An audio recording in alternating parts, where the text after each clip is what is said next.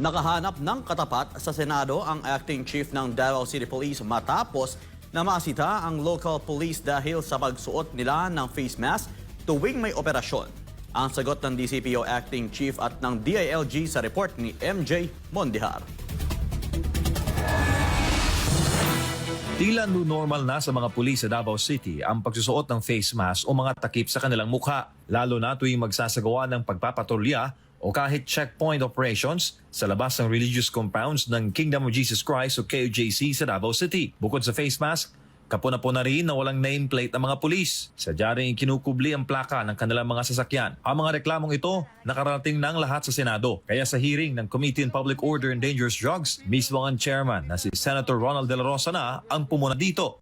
They're not doing illegal, but they're just doing, to tell you frankly, improperly yung ginagawa nila. Kakauwi lang nitong nakaraang linggo ni Senator De La Rosa sa Davao City at personal niya raw nasaksihan ang ginagawa ng mga pulis, lalo na sa labas ng KOJC Religious Compound. Nagawa pang tanungin ng senador ang isa sa mga patrolman sa checkpoint kung bakit nakatakip ang mga mukha nila at wala rin silang nameplate, pero wala itong matinong na isagot.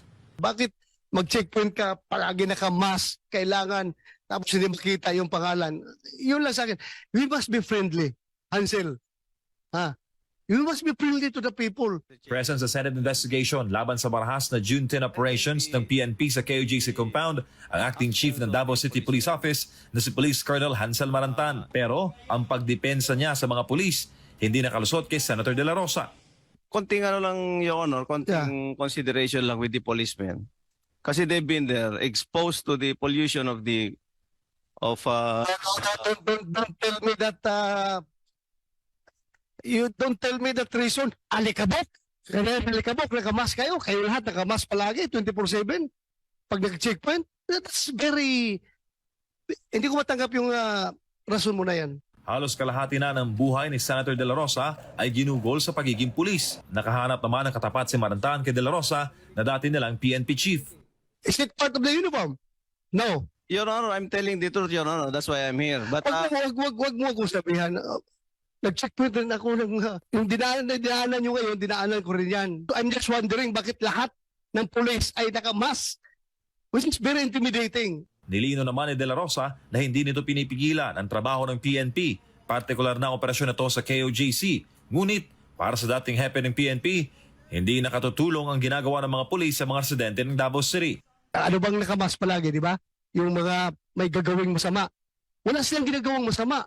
Pero ang dating, kasi po lagi nagaganon, talagang intimidating sa tao at kinausap pa, ayaw sumagot. Si Abalos naman, bagamat isa siya sa mga pinaniniwalaang nagmamando sa ginagawang panggigipit ng PNP sa KOJC, nangakong aaksyonan ang reklamong ito laban sa mga abusadong pulis.